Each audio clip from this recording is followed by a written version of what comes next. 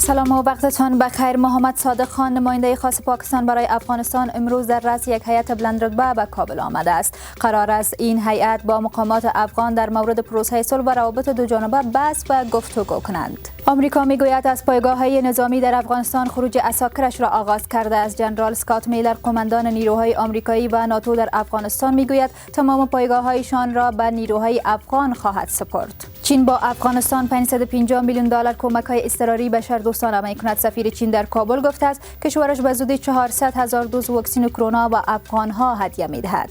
یک شبکه برق به ارزش 38.6 میلیون افغانی در ولایت پکتیا افتتاح شد. مقامات محلی گفتند این شبکه 1260 کیلوولت برق دارد و 1000 خانواده از آن مستفید خواهد شد. در سال گذشته 14,877 تن چهارمغز در کشور تولید شده است. مسئولین وزارت زراعت میگویند ولایت‌های کابل، نورستان، تخار، پنجشیر، کنر، پکتیا، میدان وردک و دایکنډي آب و هوای مناسب برای حاصل چهارمغز دارند.